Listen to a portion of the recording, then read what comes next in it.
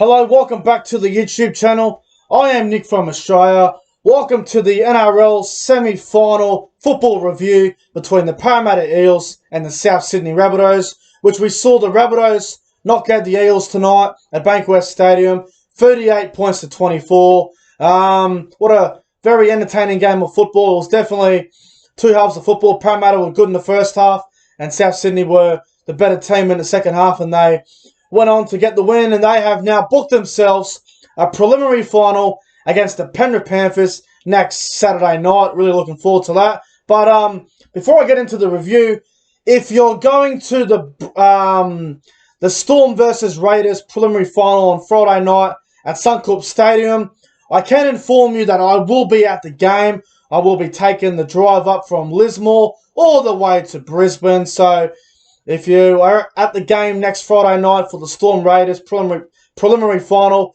come say hello.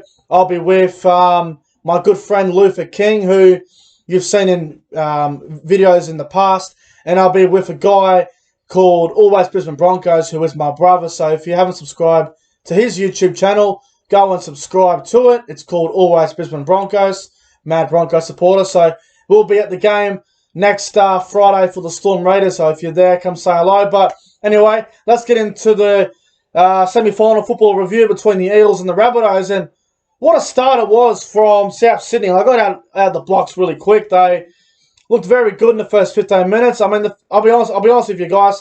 The first 15 minutes of this Parramatta versus Souths game really fucking pissed me off, because there was heap of six agains, and I was getting really cranky with how the game was refereed from Jared Sutton in the first 15 minutes. The way the six agains and shit, I think it was about two each from Souths and Parramatta the first 15 minutes. I thought it was ridiculous. So I was pretty cranky with the first 15 minutes of the game. And then South scored the first try off a scrum play. It was Cody Walker giving a ball out the back to Corey Allen. And then Jackson Paulo going over for the first try.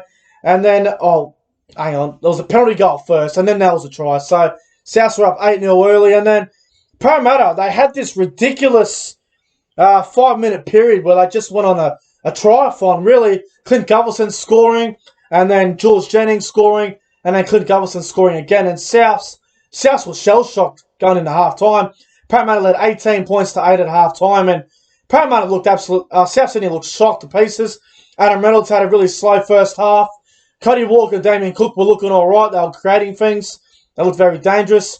Cam Murray and Corey Allen looked very good. And, you know, Souths were a bit shotgun in the half-time. Parramatta had a really good lead at 18-8. And a lot of people were running Souths off at half-time. And I said, no, I wouldn't write them off yet. They come back from 14-0 last week against Newcastle in that elimination final. And Parramatta led 12-0 against Melbourne last week in that qualifier. So 18-8 is not a big lead at all, especially for Souths. They're really good at scoring a heap of tries. So the second half, South Sydney, my God, they started very well in the second half. Pretty soft try they scored too. Damien Cook ran the ball when he brought Liam Knight under him, and it was a beautiful try. Liam Knight goes pretty much untouched. At that stage, Parramatta leading 18 points to 14. South Sydney have all the momentum, and that's one thing Parramatta have absolutely struggled with this year, is stopping momentum, and they really struggled to do that again. And they literally went straight through the middle against South Sydney. And on the inside was Cameron Murray scoring, and South Sydney had the lead at this point, 20 points to 18. And then the turning point of the game, right here, a massive fuck-up. Parramatta get a penalty, which I don't agree with, because I thought Junior Paulo was off the mark. But anyway, it was a penalty. Mitchell Moses is right next to the post. He kicks the penalty goal, hits the post, ricochets, bounces up. Jackson Paulo runs about 60 metres downfield. Souths are on the attack, and they put a kick in, and it was just a ridiculous ricochet. And Bailey Sheridan was there at the right place at the right time. He scores for South Sydney. At this stage, they're leading 26 points to 18. And I said at the time, watching the game with my dad and my brother, I said, well, that's game over. Parramatta won't come back from this. It's over. And then just when you think Parramatta are gone, they look a little bit dangerous with the ball, and they try to create things, and my God, Dylan Brown throws this ridiculous pass. I called it about 5 seconds before the ball was even intercepted. I said, he's going to throw an intercept here. Dylan Brown throws a ridiculous haymaker pass Jackson Paulo catches it. He runs about 70 metres. And that gets South Sydney up to 32 points to 18. South Sydney are all in all but confirmed into the preliminary final at this point. And then George Jennings scores a late try there. And Moser kicks from the sideline. People think there's still a chance. I mean, 32-24 down with 5 to go. You're no chance in the semi-final. Regular season, it might be a little bit different. But 32-24, it's over. And then at the end, Damien Cook scored a try that didn't really mean much. And at Seal, that pretty much got South Sydney a place into the preliminary final against Penrith next Saturday night, which I'm really looking forward to, by the way. It's going to be an absolute blockbuster of a game. And this game was it was madness. It was very entertaining. It was very high scoring, as I thought it would be. Excuse me. You know, the thing with Parramatta is they have had a good season, but do the Parramatta fans out there feel like it's a waste? They started the year very well. They were on top of the ladder for a long time. They were in the top 4. They did finish in the top 4, but to go out in straight sets, I know there's injuries with Blake Ferguson and Marcus Sevo. The whole Michael Jennings thing that happened today, massive destruction for the club, and they had a couple of players there, but you know, to go out in straight sets, it's the second year in a row they've gone out the second week of the finals.